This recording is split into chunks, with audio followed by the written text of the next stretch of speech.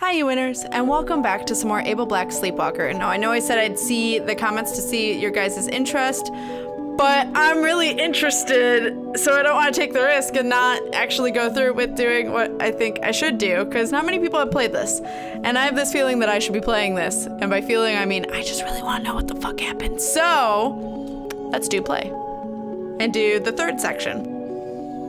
Well, first do the story. It's a froggy, or the frog legs. Congratulations, Able Black. You've completed Section 2 of the Citizenship exam. Storage Unit 1 has been unlocked. Please retrieve asset number 119 to continue the Citizenship exam. The dog barks at the sound of Andy's voice. I pet him. He relaxes. Those notes in the exam, were they from Jack? Aren't they? They're from Jack, aren't they? I recognize his handwriting. You could say that, Andy says. Is that a yes? Sure. I don't like that. Does that mean that my answers to the exam questions are the same as Jack's? Does that bother you, Able Black? I don't know. Did Jack make it out of here? Based on some of the notes I found, I don't think he did. We're not going to talk about Jack anymore, Andy says. Has anyone made it out of here, Andy? We're not going to talk about that. Please retrieve asset 119 from Storage Unit 1 to continue your citizenship exam. No. Why not, Able Black? I don't feel like it. I don't like Andy to think he knows what I'll do next. He and I must realize that I'm free to make my own decisions. I'll wait and let him wonder. I'm good at waiting. The problem with the strategy is that emotional manipulation doesn't work on Andy. He doesn't worry or wonder. I also want to open the door, and not just because it's the only way out of this situation. I want to know what's in there. But Mother might be watching, and maybe Mother can worry. I wait 3 days. I spent the entire first day thinking about what's in Storage Unit 1. Based on how disappointing everything is down there, the room is probably empty. But that can't be true if I'm supposed to retrieve something from it. Maybe it's more robots. I remember a story Andy told me about a man named Noah and his Ark. Noah's Ark wasn't buried in the dirt. It was a great ship full of animals. Maybe Ark 19 is the Android version. That would make sense, I guess. Some of what I imagined isn't at all possible. For a while, I let myself get excited, wondering if the door will open to the outside world, to the surface. No, we have to retrieve an item, buddy. Maybe when I open it, there will be sun and trees and birds singing and people there to greet me. Mostly, I've wondered if there's something awful inside. I'm thinking of the citizenship exam and the spider. Maybe that's what's in there, Mother waiting in a huge web. The dog whimpers. I pet him, and he wags his tail. I decide to name him Jack after the other Jack. Aw, cute. I think Android Jack would have liked that. It's nice to have someone else around, even if it's just a robot dog. I try to forget about Storage Unit 1. I make paper planes and fly them down the hallway. Jack retrieves them. He's good, too. He can jump over... I heard a noise. He can jump over a meter in the air. For a while, it's fun, but after 2 days and 100 paper airplanes, we're both done. I couldn't wait any longer. I walk down to Storage Unit 1 with Jack on my tail. I stop at the door and stand there for a minute. What do you think's in there, Jack? Jack wags his tail and scratches at the door. I open it slowly. No outside world. No giant spider. It's just a room. 10 meters square. There are 2 rows of floor-to-ceiling storage cabinets. The walls are also lined with cabinetry. The cabinet doors are labeled. On the leftmost wall, I find a cabinet marked assets 111120. I open the door and search for asset 119. I find it sitting on a shelf. It's a hammer. Hanging beneath the shelf is a uniform that looks like some kind of atmospheric diving suit. It has a It has a big, bulbous head. I grab the hammer and continue to explore. There's something in the back of the room. Jack runs towards it. I follow him. It's a chair made of leather and wood. Materials I know and have never actually seen. The label on it says Asset 309. Ames 670 Lounger. Date circa 1956. There's a footrest that Jack sits on while I sit in the chair. Everything about the chair is wonderful. Its shape, its materials, and textures, and the way it all serves as the purpose of sitting. It's a perfectly designed thing. unlike me. I sit in the Ames 670 lounger for a long time until my attention shifts to something hanging on the wall. It's a large monitor, wired to a two-tone gray box on the floor. There is another wire leading from the front of the gray box to a small rectangular object that looks like some sort of interface control. The label on the gray box says, Asset333, Nintendo Entertainment Center, date circa 1985. I turn it on and discover something called The Legend of Zelda. I've never experienced anything like it. The closest thing I can compare it to is the Citizenship exam, but this is actually enjoyable. It's like one of Andy's stories, but I'm in control, and I can see and hear it. In a way, there's not much to it, as it is only pixels and sound, but together they make something more. It feels like a living thing, like it has a soul. I couldn't explain it to Andy because Andy doesn't feel. Maybe that's what feeling is, the ability to see the soul in something. Jack sits on my lap and I play for the next 12 hours. Jack sometimes barks and jumps and turns in circles, like he's cheering me on. I don't think he knows what's happening in the game so much as he feels my excitement. When I'm focused, he's focused, and when I'm smiling, he's wagging his tail and licking my face. It makes me happy knowing that, in some way, Jack is experiencing what I'm experiencing. It makes everything better, feel better, truer. After Zelda, we play Super Mario Bros. 3 and then Metroid. Each time it feels like we're discovering a new world. There is a stack of 10 gray cartridges and 1 gold cartridge. Some have notes attached. I was gonna say, I'm pretty sure there's supposed to be a note.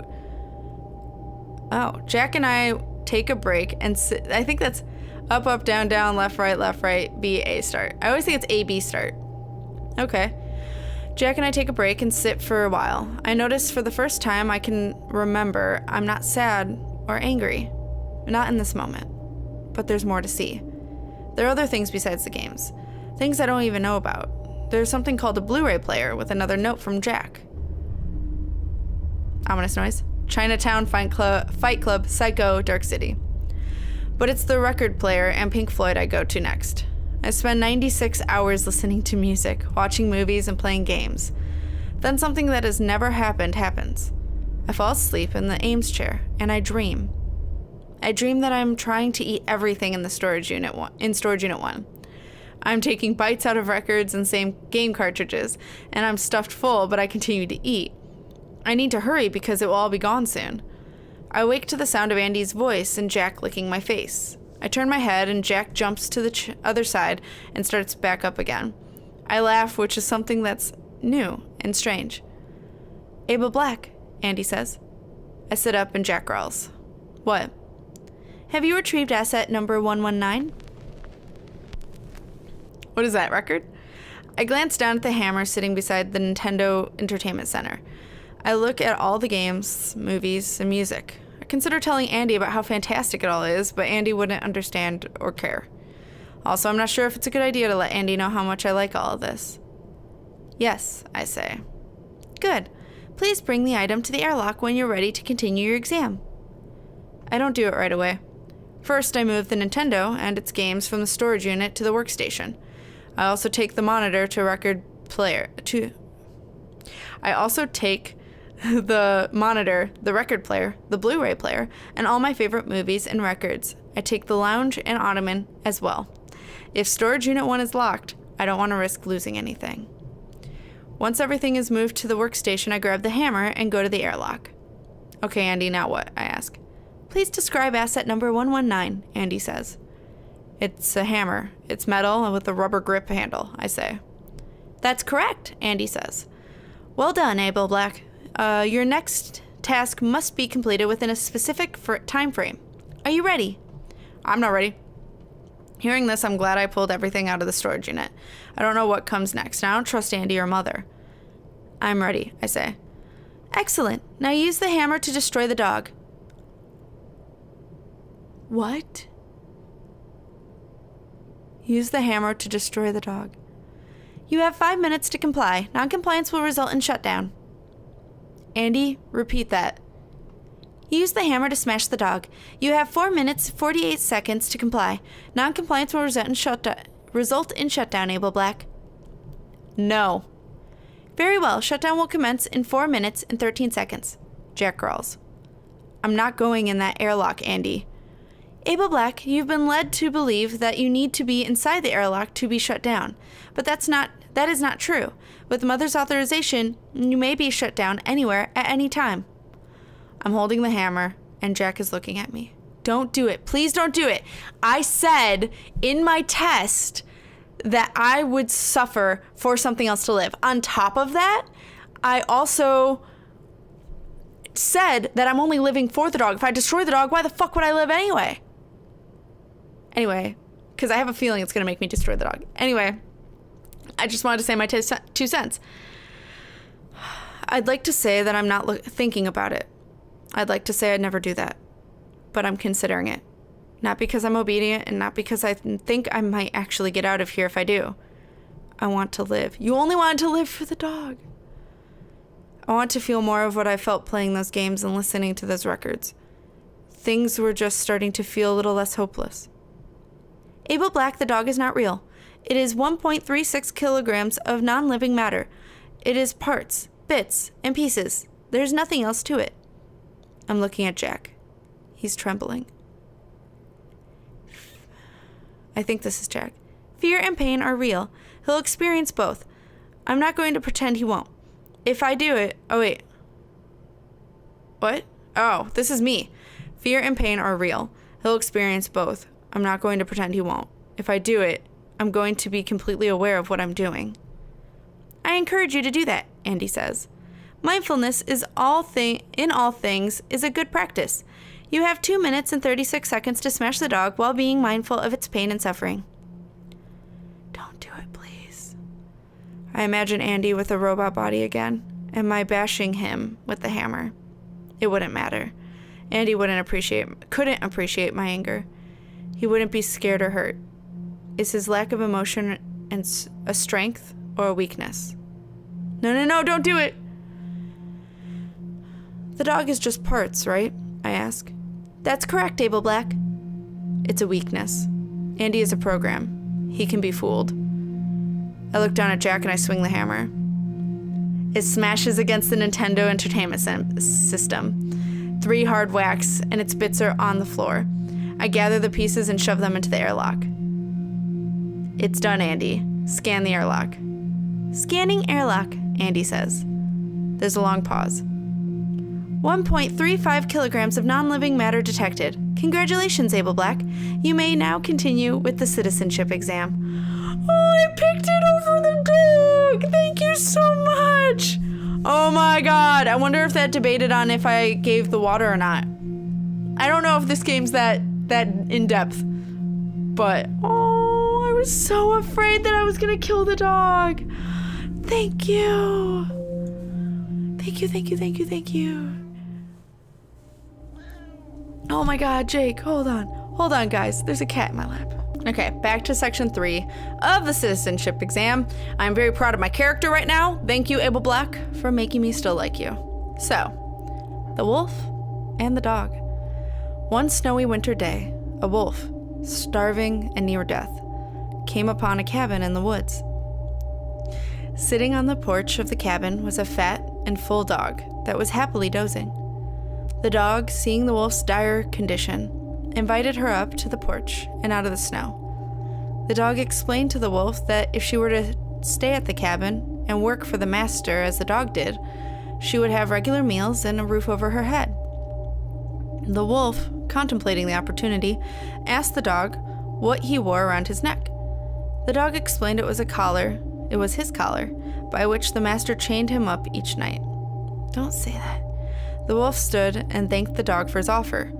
She walked back out to the snow and said, I'd rather starve free than be a fat slave. Damn. Wolf throwing some shade. But at least the wolf didn't kill the dog like I thought he was going to. Let's do the first question. That took a while. Which is most like you? The dog or the wolf? Probably the dog. I like the security. I will say, personally. explain your choice. Hold on a sec. All right, briefly explain your choice. Mother is my master. That's not why I chose dog. I just like the security, but okay. Let's continue. But I've made Abel Black more of the wolf. What emotion does this image make you feel? I would say sadness, because he's starving. Personally. Why would it make me feel joy? I guess I would think wolf versus, I don't know, explain your choice. The wolf is alone. I was thinking because the wolf's starving and hungry, but okay. Continue. Abel has different answers than I would give. The master provides food and shelter for the dog, but also frequently beats him. What? I did not know this. One evening, the master forgets to chain up the dog. Should the dog flee? If I'm getting abused, hell yeah. Yes.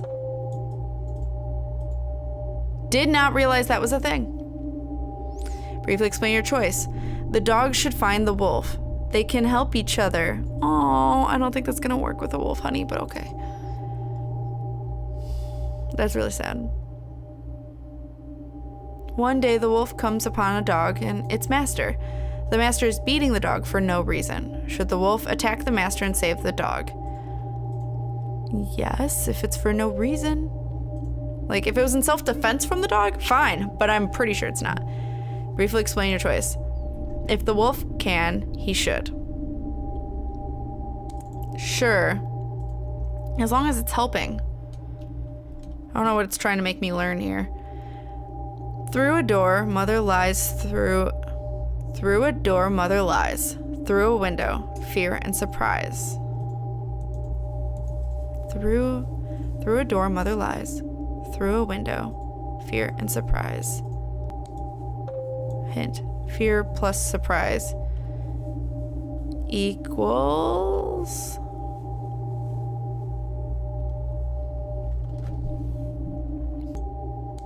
Run? Damn it. Another hint. Sounds like a crow's cry.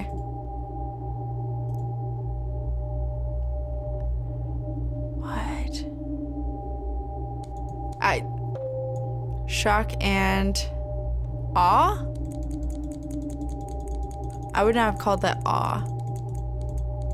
But okay, if that's what you want. Fear and surprise I would not call awe for some reason. That's not what comes into my mind. A rogue android has been hiding messages in handwritten notes. The note below conceals a single word that is believed to be part of a larger message. Decode the hidden word. So we've gotten C and we've gotten something else. I don't remember what it was. Shit. All right, start to finish. What is the hidden word there? See her. Something. See something her. There's an H here and an E here and an R there. So it's sideways. Her. I don't remember what the other one was. That's gonna bother me. All right, her.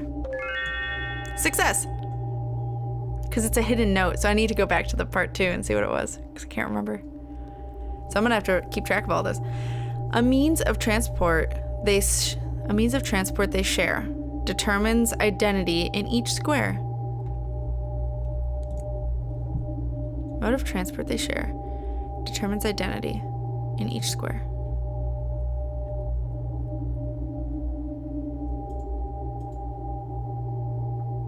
What? That's 8, I think. If we're doing it this way, if this is mirrored, it hasn't told me how it's mirrored yet. So, unless this is meaning which one? Shit. Damn it. Oh, maybe it's the missing square. So maybe this one's 4, and this one's 2. Damn it. Okay, I'm gonna need a hint, because I don't think I got it. Pay attention to the teeth and the squares beneath. Okay, got that, thanks. Ignore the ones that are dead. Focus on the living instead. Okay. So... maybe? Hey, it is that! Okay. Focused on living and just took out the other 2 inanimate objects. Citizenship exam, section 3 complete. Congratulations, you have passed this portion of the citizenship exam. The following notes have been added to your record. Probably poor, yep. Oh, subject shows problem-solving prowess. That means good, right? Subject is weak. Oh, thanks. Subject is prone to whining. Subject resents being judged. And subject resents authority. Maybe a little. That was the end of the citizenship exam section 3. So, ooh, I like this ominous yellow green going on. But you guys, we'll see what happens in part 4. And we'll see. I better not have to kill the dog at some point or I'm gonna be pissed. But Abel Black so far has not let me down. So I will see you guys in the next part. So keep winning, guys.